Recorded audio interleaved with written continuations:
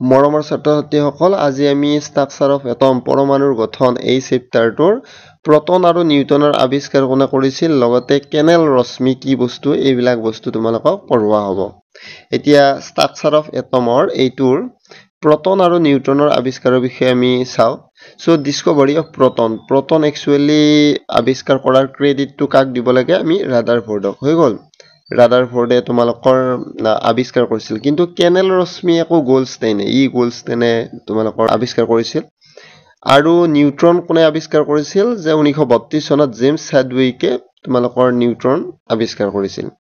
তো এতিয়া এইখিনি বাৰু মই এনে কৈ দিলো। এতিয়া আমি পঢ়িব লাগিব কেনেল ৰশ্মিৰ বিষয়ে।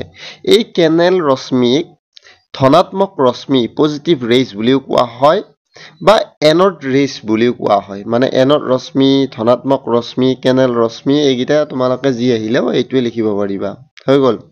তো এতিয়া নেক্সট পেজলৈ ব'লা।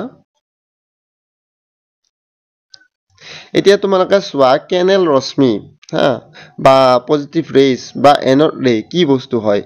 এই 1886 চনত গোল্ডষ্টেইনে কেনেল ৰশ্মি আৱিষ্কাৰ কৰিছিল। তো তেওঁ কি কৰিছিল, এনেকুৱা এটা টিউব এটা লৈছিল। সেই টিউবটোত তেওঁ দুডাল ৰড লগাইছিল, এডাল এনড, এইডাল হ'ব এনড আৰু এইডাল হ'ব কেথড। কি কৰিছিল তেওঁ? কেথডডালক ফুটা কৰি দিছিল কিছুমান।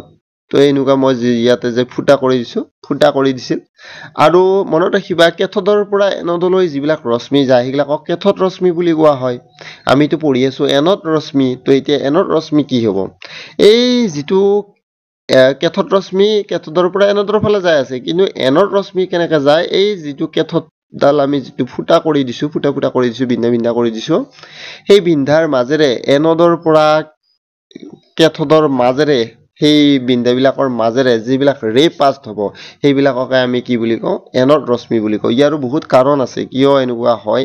সো কেৱল মই তোমালোকক কৈ দিলো আৰু কেথডৰ পৰা এনডলৈ যিবিলাক ৰশ্মি যায় সেইবিলাক কেথড ৰশ্মি, আৰু এনডৰ পৰা কেথডৰ বিন্ধাৰ মাজেৰে পাৰ হৈ কেনে যিবিলাক আহে সেইবিলাকক আমি এনড ৰেজ বুলি কওঁ বা পজিটিভ ৰেজ বুলি কওঁ বা কেনেল ৰেজ বুলিও কওঁ।